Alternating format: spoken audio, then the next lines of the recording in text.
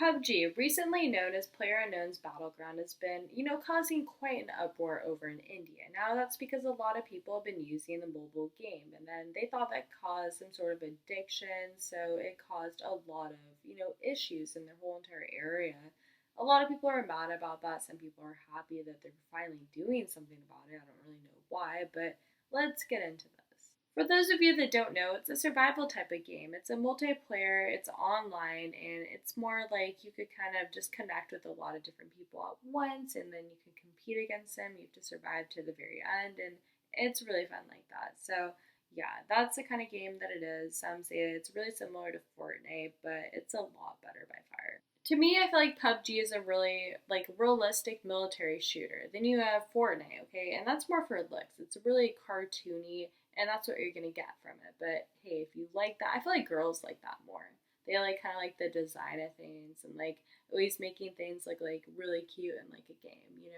So Fortnite, I really would recommend for girls more, and then PUBG, it's definitely more like a guy game. The game itself didn't become a hit in there and like that whole entire area until after they decided to release the mobile version. After they released the mobile version, it totally was skyrocketing with Android, and everybody was really happy with that. But all of a sudden they were saying it was way too addictive because people were enjoying it. Of course, this didn't happen overnight, but over the course of a few different months, I mean, it gained tons of different popularity. When it gained popularity, there were fears of gaming addiction, and I think that's what made everything go downhill. Now, I think that India, they should enjoy games. I think that, yeah, sometimes games can be a little bit violent in countries. They have their own rules. They really do. I don't think that America is going to be like, you know, every other country in the whole entire world. We have a lot of freedom in our country. It is completely different. But at the same time, I think that, something like PUBG or something like, Fortnite or anything like that, right? It should be something that should be enjoyed and not something to take so serious. But, they had a lot of different incidents go on, which we're going to get into right now. Not only were people getting arrested for playing video games, but at the same time, they were getting hospitalized for it.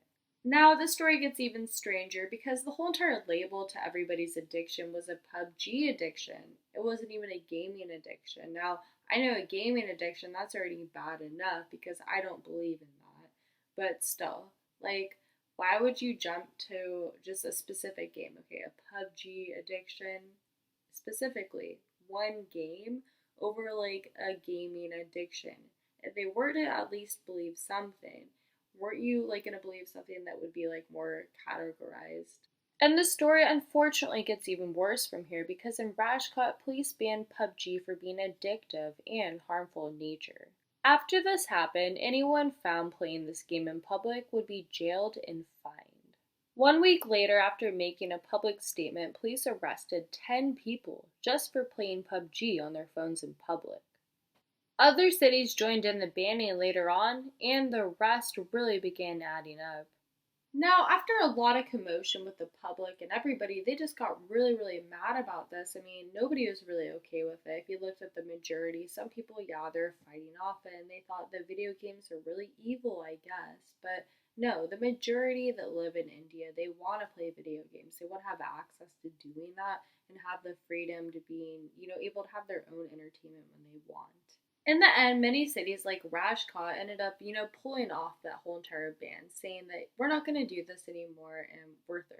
Many are afraid that the cities, they're not going to keep their word in the future and that they're just going to make this ban happen all over again and that you can't really trust what they're saying. But as of right now, with the ban not actually being in place and not blocking anything from anybody and you're able to do what you want now, I mean, I would say that's a lot better than having that ban that was in place. Moving forward, I can't help but to mention how similar this is to the Prince Harry freakout over Fortnite. During the beginning of April, he said that Fortnite is irresponsible and that it should be banned altogether. Clearly, this guy's never played a battle royale ever in his life. He made a statement to BBC saying, that game shouldn't be allowed. Where is the benefit of having it in your household? The benefit would actually be that video games improve your brain's performance and ability to learn. To me, saying that somebody has a video game addiction is kind of like this. Okay, so you have somebody that watches a lot of horror movies for some reason, and then they like watching that. I mean, that's okay. I'm kind of the same way. I really like horror movies, and I like watching them. But there's people that really like watching them. So then you have somebody that watches a bunch of different horror movies, and they do that very often. Are you going to call them a horror movie addict, and then you have like a gamer addict? It doesn't really make sense. I mean, you could actually have somebody that watches a lot of reality TV shows and then call them like a reality TV addict. And you can't make a disorder for everything that has some sort of like entertainment involved with it. And on top of everything, we live in a world where now we have professional gamers. Think about Ninja, think about like FaZe Group or whatever they are. I mean, I'm not entirely sure. FaZe Clan, okay.